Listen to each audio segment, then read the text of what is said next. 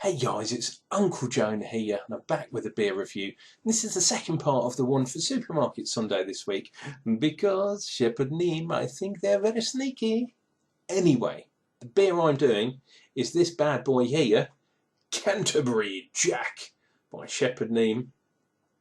And I think, if you haven't seen the other video, it's remarkably similar to this as the one, Gentleman Jack. Same bottle. The colour was the same, but you can't see that because I've drunk it. The only thing is the ABV is a little bit lower. 4% on this bad boy. Have a look at that label. I think that's pretty smart actually. Quite contemporary as it goes for Shepherd Neame, the oldest brewer that's still going on in the UK. And they make beers for everyone. Look at that. 1698 they started. Long time ago. We obviously have a nice neck chief. We've got, that's quite cool, Jack. Actually says Canterbury Jack, but very, very small. I think things like that make a huge difference on a beer. Got a bit of a label thing on the back with the branding, but I think that's one smart beer. Let's get this bad boy into a glass. If I do that way round, I might even be able to save that. See, a little bit of a kink in it, but that's pretty cool. If I had a friend called Jack, come on. Let's go for a pour. Again, this is a commercial beer, so I don't have to worry about the sedimenti. So I can give it a nice aggressive pour. Maybe not that aggressive. There we go. Tiny little bit left, but not too bad. Now, look at that colour.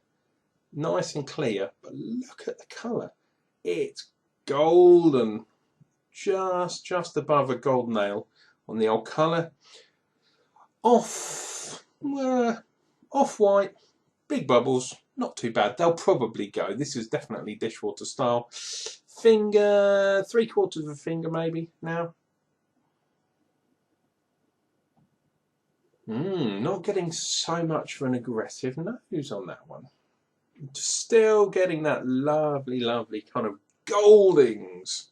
I would definitely say East Kent Goldings, lovely jubbly. Let's see, does it say? Oh no, of course not, because it's the Jack beer. The Jack. The reason this beer is called Jack is because that's the name of the hop. It's an early flowering variety. There we go. Oh, it smells gorgeous actually. It smells very, very traditional. Okay guys, let's dive in.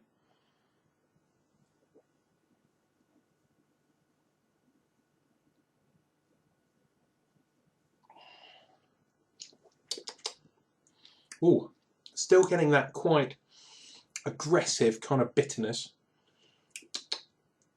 Little less citrus, little less bitter actually. It's still pretty bitter up front, but then it mellows out. I'm not getting that kind of salivation that I was with the other one. However, the hops are the same. The recipe, I say, is very similar. This one, however, is toned down. Quite well carbonated. So the Canterbury Jack, definitely give it a bit of a top up on the end there. Right, we do have tasting notes on the back. Shepherd Neame are following in a good tradition of giving some nice tasting notes. Finest Kentish hops, blah blah blah. Bursting with citrus nose, sharing its name with an ancient hop and the nickname for a county rogue. So there we go, Jack. Not Stepney Jack. Jack the Ripper. No, it's not him. Golden colour, yes. Citrus, hoppy, yeah. Fruity, zesty, refreshing. Yes, I would say all of those things. Now, look at that colour. That's the thing I like about this beer. Very, very nice.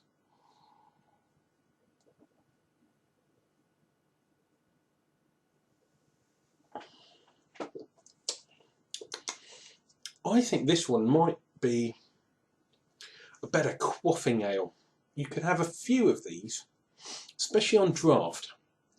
If you get it in a bottle, I would try and decarb it a little bit, like I'm doing now, because the carbonation does kind of make a difference to the beer, I think.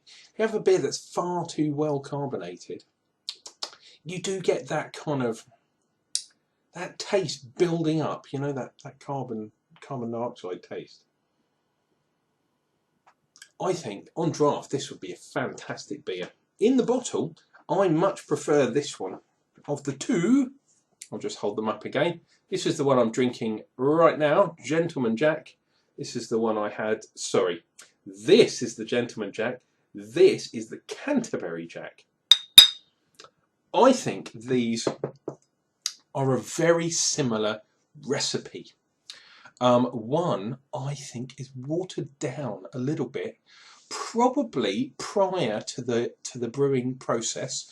So it's got how should we say, a lower original gravity to start with. So you backwatered it a bit, and they've got their own well, their artisan water that they use. Oh my God, we will definitely be talking about that in future reviews coming up. But yeah, it does make a difference. Is it as good as the old Shepherd Neame beers that I loved so much?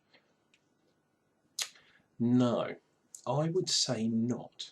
If you want something along those lines, go for the Rudolph's Reward or something like that. That is a fantastic beer, only available obviously in the winter time. Very, very nice, and you get that original kind of Shepherd Neame taste. And it's a shame, because they've been around since 17th century, why are they changing their recipes now? Do you think they're going to sell even more beer? They're selling quite a lot of beer at the moment, to be honest. Whitstable Bay as well? Am I convinced? Not sure at the moment. Anyway, guys, this has been the beer review for Canterbury Jack. Please, please enjoy your Sunday, whatever you're doing, and hopefully you haven't wasted too much time listening to me. We'll see you real soon for more beer reviews. If you like what you've seen, please click like down below, and if you want to see more of my videos, click subscribe, and we'll definitely get you into the Unclejona network. Guys, take care. I'm going to enjoy a beer. Cheers and beers.